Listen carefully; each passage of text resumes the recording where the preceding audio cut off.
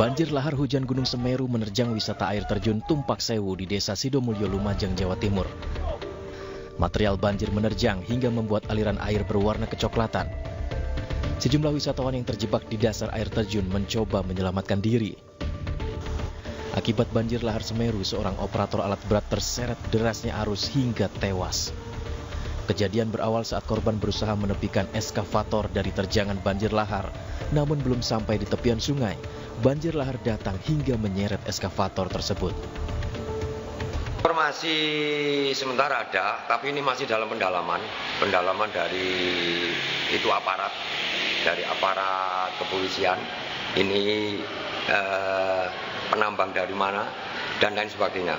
Dan kita juga asesmen ke sana, kira-kira ini yang meninggal ini domisilinya di mana dan nambang di mana. Maka dari itu WD selalu memberi peringatan dengan cuaca ekstrim ini, hati-hati. Total ada 9 wisatawan yang sempat terjebak saat banjir, namun petugas berhasil mengevakuasi seluruh wisatawan dengan selamat. Sementara itu, pasca peristiwa ini, wisata air terjun Tumpak Sewu masih beroperasi seperti biasa, namun petugas menghimbau wisatawan tetap waspada dan berhati-hati.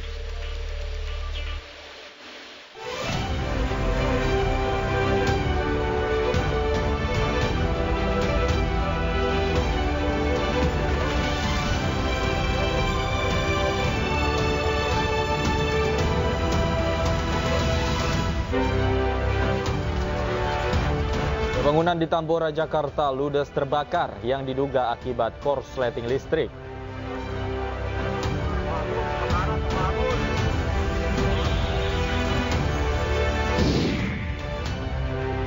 Mahfud MD ke Istana Negara untuk menyerahkan surat pengunduran diri sebagai Menko Polhukam kepada Presiden Joko Widodo.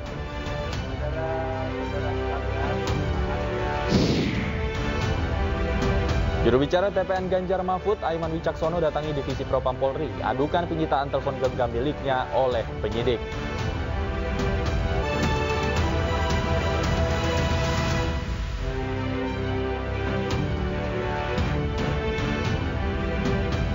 Halo, selamat sore pemirsa, demikian tadi berita pilihan iNews sore hari ini bersama saya Davi Pratama. Pemirsa, 3 bangunan yang terdiri dari toko elektronik dan rumah warga di Tambora, Jakarta Barat ludes terbakar. Kebakaran diduga terjadi karena korsleting listrik dari depan toko elektronik.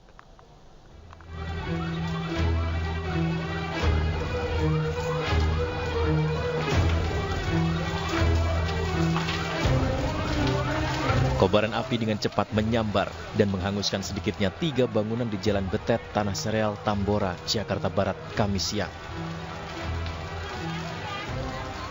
Mencegah meluasnya kebakaran, petugas pemadam kebakaran dan BPBD Kota Jakarta Barat serta warga setempat berupaya melakukan proses pemadaman. Munculnya kobaran api diduga terjadi karena korsleting dari sebuah tiang listrik yang berada tepat di depan toko elektronik. Akibatnya 1 toko elektronik dan 2 rumah tinggal warga ludes terbakar. 3 bangunan rumah, informasi dari warga, dari pihak rumah itu dari faktor listrik. Di dekat mana, Pak? Ini di belakangnya di sini, Pak. 16 unit mobil damkar diterjunkan ke lokasi kebakaran. Beruntung tidak ada korban jiwa dalam peristiwa ini, namun kerugian ditaksir mencapai ratusan juta rupiah.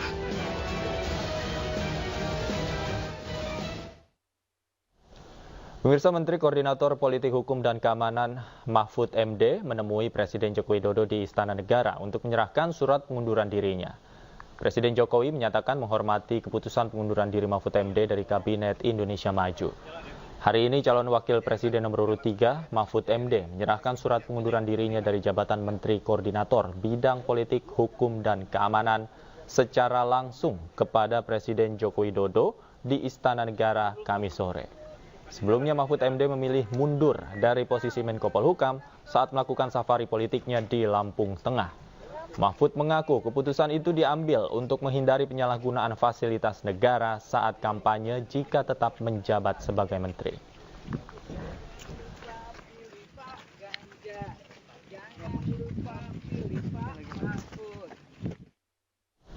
Dan kita akan langsung saja menuju ke Istana Negara bersama rekan kami Ismalia di sana. Selamat sore Ismalia, apakah Mahfud MD sudah selesai bertemu dengan Presiden?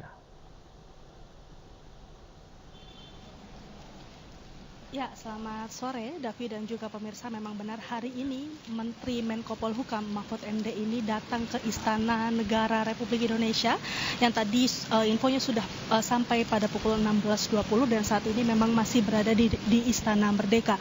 Dan memang juga Davi dan juga pemirsa, seperti yang diketahui Mahfud MD memang mengundurkan diri dari jabatannya sebagai Menko Polhukam dan dirinya memang mengatakan bahwa ingin menyerahkan secara langsung surat pengunduran dirinya kepada Presiden Joko Widodo. Dan juga Mahfud MD sempat mengatakan beberapa waktu lalu bahwa dirinya memang ingin langsung menyerahkan surat pengunduran dirinya karena saat dirinya diangkat menjadi Menteri Menko Polhukam, ia diangkat secara terhormat, dan ketika ia mengundurkan diri, ia juga ingin mengundurkan diri dengan cara yang baik.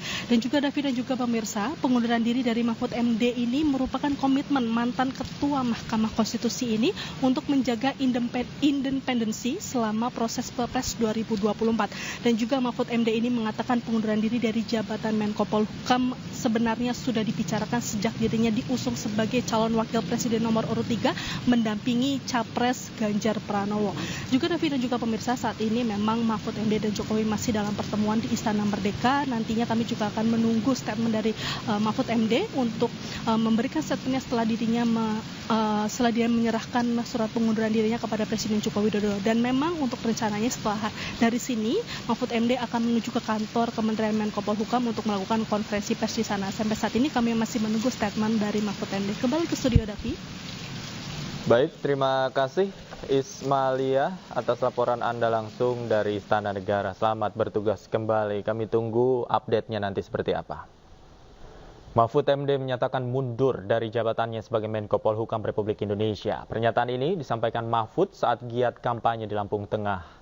Rencananya Mahfud akan menyampaikan langsung surat pengunduran dirinya kepada Presiden Joko Widodo dalam waktu dekat. Ini saya sudah membawa surat untuk Presiden untuk disampaikan ke Presiden langsung tentang masa depan politik saya yang belakangan ini menjadi perbincangan publik. Dan surat ini akan disampaikan begitu saya mendapat jadwal ketemu dengan Presiden. Tapi saya bawa terus karena memang surat ini begitu saya diberi waktu langsung saya ketemu, langsung saya sampaikan surat ini. Makanya saya tidak akan mengatakan apa-apa sebelum saya bertemu kepada Presiden. Saya hanya akan menyampaikan surat singkat saja. Dengan itu tadi, saya dulu diangkat dengan hormat, menerima pengangkatan dengan hormat. Saya akan pamit dengan penuh kehormatan juga kepada beliau dan saya akan melapor. Puluhan guru besar dan sivitas akademika dari Universitas Gadjah Mada dan Universitas Islam Indonesia Yogyakarta menyampaikan petisi untuk Presiden Joko Widodo. Penyampaian petisi dilakukan sebagai bentuk keprihatinan karena dinilai banyaknya terjadi penyimpangan pemilu semasa pemerintahan Jokowi.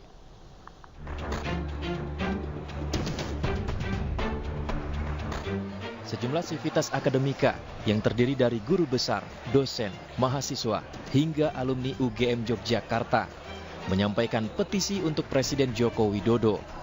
Mereka menilai banyaknya terjadi penyimpangan selama masa pemerintahan Jokowi.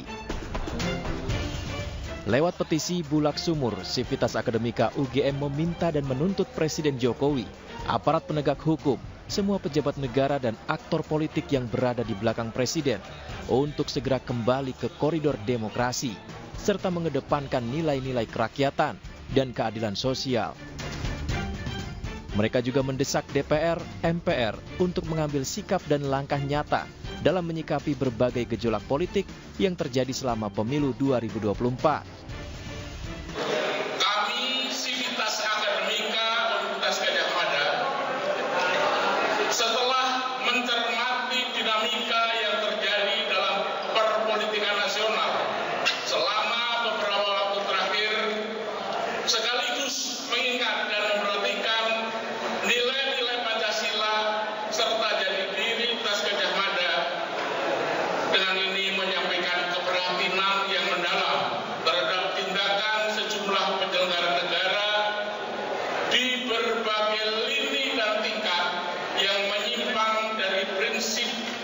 moral demokrasi, kerakyatan, dan keadilan sosial. Kami menyesalkan tindakan-tindakan menyimpang yang justru terjadi pada masa pemerintahan Presiden Jokowi yang juga merupakan bagian dari keluarga besar Universitas Gadjah Mada atau UGM. Pelanggaran etik di Mahkamah Konstitusi, keterlibatan sejumlah aparat penegak hukum dalam berbagai demokrasi perwakilan yang sedang berjalan, dan pernyataan kontradiktif pembenaran Presiden tentang keterlibatan pejabat publik dalam kampanye politik serta netralitas dan keterpihakan merupakan wujud penyimpangan dan ketidakpedulian akan prinsip demokrasi. Di petisi ini kami segenap sivitas akademika Universitas Gadjah Mada meminta, mendesak, dan menuntut segenap aparat penegak hukum dan semua pejabat negara dan aktor politik yang berada di belakang Presiden, termasuk Presiden sendiri, untuk segera kembali pada koridor demokrasi. Petisi untuk Joko Widodo juga disampaikan oleh puluhan guru besar, pimpinan, dan sivitas akademika Universitas Islam Indonesia